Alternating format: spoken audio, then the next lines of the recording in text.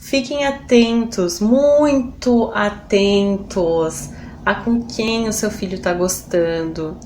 Com quem o seu filho tá gostando. Essa frase nem fez sentido. Olá, bem-vindos ao canal Sem Rumo, eu sou a Glau e hoje é o terceiro episódio da série Golpes na Internet. O golpe de hoje é o golpe do K-pop, que eu chamei de golpe do K-pop. Esse não é um nome oficial do golpe, vocês vão ver que existem duas formas de aplicar. Mas a semelhança disso tudo é que está tudo atrelado a essa nova cultura. Na verdade não é nova, mas pra gente aqui no Ocidente o boom aconteceu há pouquíssimo tempo. Para você que chegou aqui de paraquedas no terceiro episódio, nós já temos mais 2 e uma introdução. A gente está fazendo uma série de alguns episódios, no total 5, que vão falar de alguns golpes na internet que não são tão conhecidos. Eu sempre repito em todos os vídeos que o objetivo da série é espalhar informação. E eu tenho certeza que você em casa conhece alguém, se você não é o fã de K-pop, você conhece alguém que é. Então pega esse vídeo, envia para essa pessoa, assiste atentamente. É importante porque o que eu vou falar aqui é bem sério e bem grave e as pessoas estão se usando deste gênero musical e dessa cultura de um país tão distante para aplicar golpes, especialmente em pessoas mais jovens. Mas hoje em dia, acho que com a ascensão principalmente de 2 grupos, que é o BTS e o Blackpink, as pessoas têm conhecido muito mais o que é o K-pop e ele tem sim feito muito sucesso com pessoas bem jovenzinhas. Eu só usei esse nome para chamar a atenção de vocês e porque o K-pop é a ferramenta que os golpistas estão usando para acessar essas meninas mais jovens. Eu vou contar para vocês 2 casos onde o K-pop foi usado para aplicar um golpe e eles têm desfechos bem diferentes. O que nós temos em comum entre esses 2 casos e um terceiro alerta que eu vou deixar no final é que se usa dessa ferramenta para chamar a atenção das meninas, prometendo sempre que elas vão conseguir ou contato com idol ou trabalhar lá fora em alguma profissão que coloque elas dentro desse mundo dos idols do K-pop e dentro da cultura do K-pop. E quando eu falo em idols, são os ídolos coreanos mesmo. Quem são? Aqueles menininhos e menininhas coreanos bonitinhos que ficam fazendo coreografias de maneira incrivelmente sincronizada e as músicas são massa e tal. Esses são os ídolos, né? Que a gente usa o termo em inglês idol. Então, para falar de modus operandi, a gente vai tratar caso por caso, porque é um pouquinho diferente. Vitimologia. Quem são essas vítimas? Em geral são meninas, elas são jovens, então podem ser crianças, pré-adolescentes, e os 2 casos que eu vou trazer aqui são de adultas, mas de adultas jovens, em torno de 20 anos mais ou menos. E o que elas têm em comum é o grande interesse por K-pop e cultura coreana. O primeiro caso que eu vou contar pra vocês, ele vai ilustrar um pouquinho sobre como essas jovens elas são abordadas, né? Como que acontece essa abordagem para que elas vão pra Coreia para trabalhar em alguma profissão que, em geral, vai fazer elas entrarem em contato com os idols, ou no estrelato aí com os idols. Eu vou trazer para vocês o caso da Estela Cristina Romero Vieira. Ela tinha 21 anos. Ela era estudante e ela nasceu em Votorantim, em São Paulo, mas ela morava lá na Espanha, na cidade de Granada. No ano passado, ela veio para o Brasil para passar as férias dela aqui, já que o pai dela morava aqui no Brasil. E no final de janeiro, no dia 28 de janeiro, ela retornaria para a Espanha, onde ela residia com a mãe dela. Ela embarcou em Guarulhos com destino a Madrid. Então, como é que era o voo dela? Ela embarcou em Guarulhos, ela deveria descer em Madrid e em Madrid pegar um novo avião para ir até Granada, que era a cidade onde ela morava com a mãe. Pouco tempo depois de pousar no aeroporto de Madrid, a Estela desaparece. Essa é a última conversa que ela teve com a mãe antes de desaparecer. Ela diz: "Oi mãe, tô no portão." A mãe dela pergunta se ela já vai embarcar, que horas é o embarque, se ela tá bem, enfim. Fala que tá feliz que ela tá chegando, conversas normais.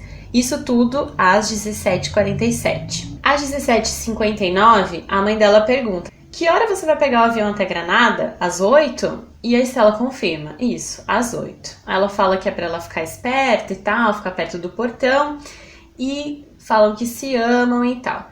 Às 18h35, mais ou menos meia hora depois de ter conversado, ela pergunta: "Que horas você embarca?" De novo.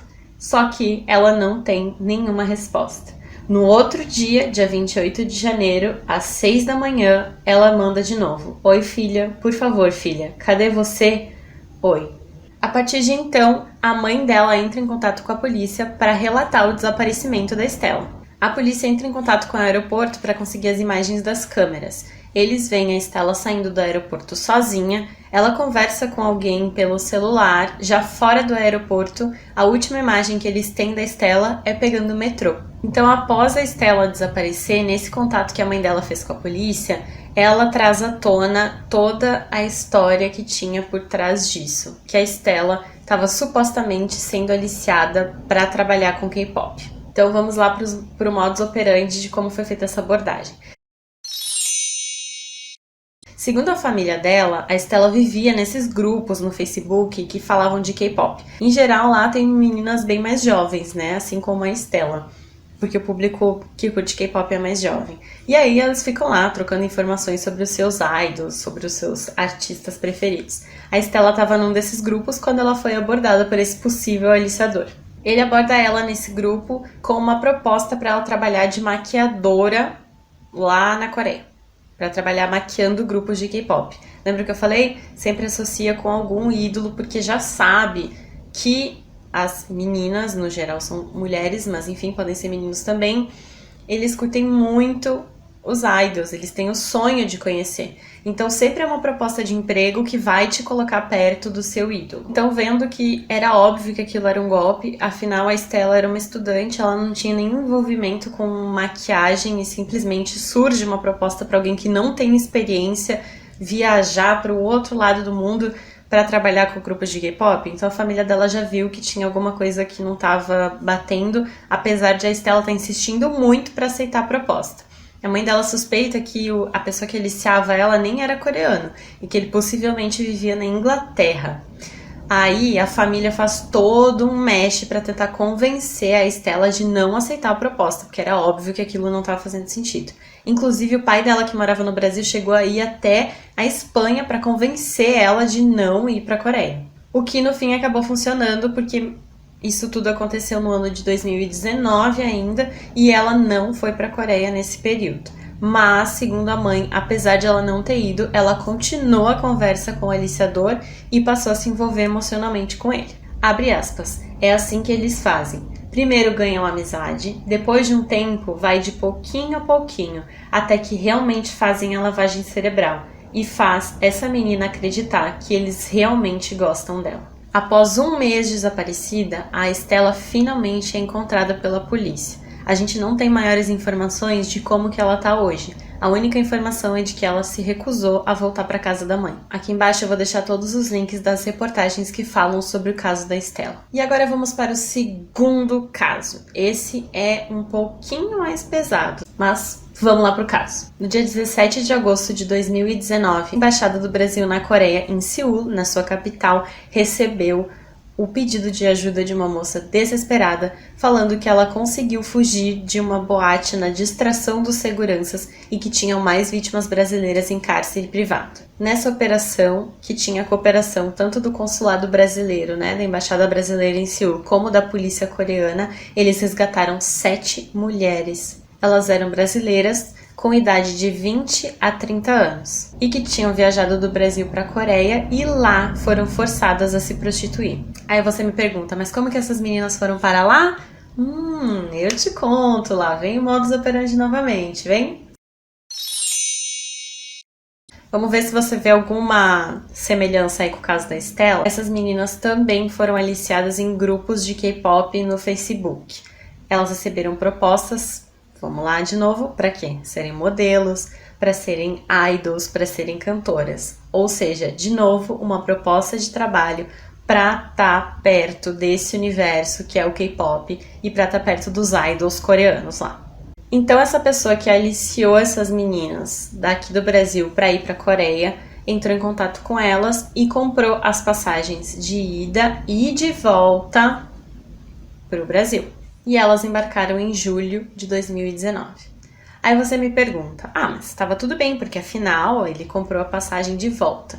Gente, em aliciamentos é muito comum o aliciador comprar a passagem de volta justamente para gerar mais segurança na vítima e ela ter certeza de que ela vai voltar. Quando essa mulher ela chega no local de destino dela, eles simplesmente cancelam a passagem de volta e ela nunca mais volta. Elas vão ser levadas em cárcere privado e forçadas à prostituição. Para os aliciadores, isso é, na cabeça deles, é um investimento que eles estão fazendo comprando essas passagens aéreas. Porque depois, inclusive nesse caso a gente vai ver, essas meninas vão trabalhar, entre milhões de aspas, para eles. E esse dinheiro que eles investiram pagando para elas de passagem aérea, meio que retorna para eles. Quando elas chegaram lá, os passaportes foram retirados dela. Lembrando que no exterior, a nossa carteira de identidade ela não é válida.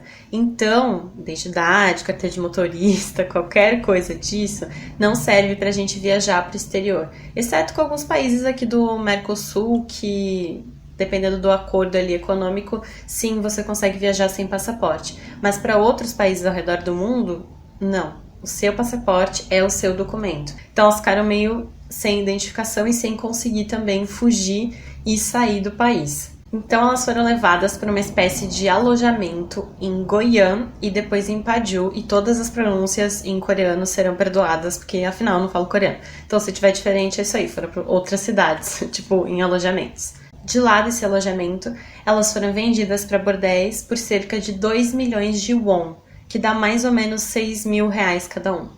A partir dali, o inferno na vida dessas meninas vai começar a piorar, porque aí elas são obrigadas a se prostituir para conseguir o dinheiro para pagar o valor da passagem delas da Coreia, do Brasil até a Coreia. Entendem isso? E sofrem ameaças constantes, porque o que acontece? Lá na Coreia, a prostituição é proibida, é um crime, então você pode ir preso por estar se prostituindo.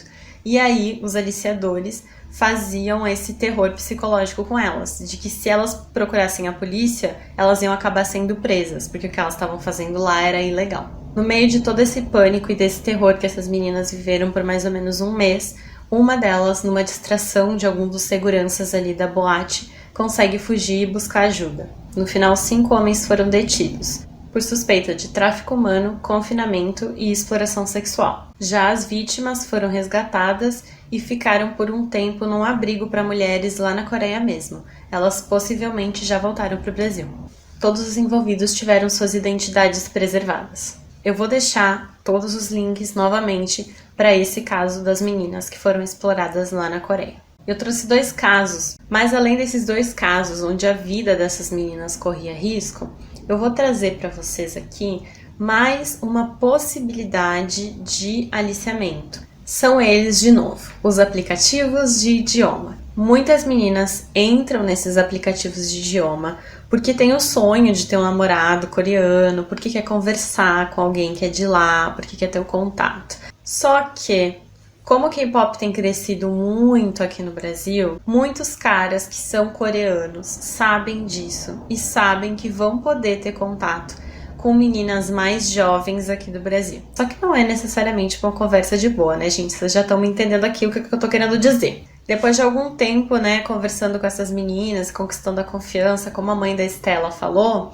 eles começam a, no caso mais leve, pedir fotos das meninas. Foto que eu digo é nudes mesmo, tá, gente? Fotos comprometedoras aí de meninas que, no geral, são meninas menores de idade. Muitas meninas, na ilusão de ter esse namorado aí coreano, acabam enviando sim as suas fotos. Uma vez que você enviou uma foto, você não tem mais controle do que isso vai ser feito. Essas fotos são achadas depois em sites de prostituição infantil, em sites de pedofilia, em outros sites perigosos dentro da internet. Eu vou fazer um apelo agora com você que é pré-adolescente. Parem de mandar nude, para de enviar foto íntima pela internet. Não é comum uma agência séria coreana entrar em contato com você pelo grupo de Facebook. As pessoas se sentem realmente especiais, elas sentem que elas são escolhidas, mas quantas meninas será que receberam a proposta e teve alguém que falou, olha, isso tá cheirando mal, é melhor você não ir? Pra gente encerrar, eu quero fazer um alerta pros pais que estão aí em casa e pra alguém que tem uma pessoa próxima que curte K-pop, que eu tenho certeza que tem, porque se você não é o fã de K-pop, você conhece alguém que curte K-pop. Procure entender um pouquinho daquilo que seu filho gosta. Ai, meu filho é apaixonado por esse jogo. Entenda um pouquinho daquele jogo. Ai, meu filho é apaixonado por essa música. Entenda um pouquinho dessa música, desse livro, desse filme, enfim. Então eu peço, por favor, que todo mundo fique bem atento. Quem tem filhos pequenos aí que curtem K-pop, não é pra impedir a criança de gostar não, porque K-pop é mó legal.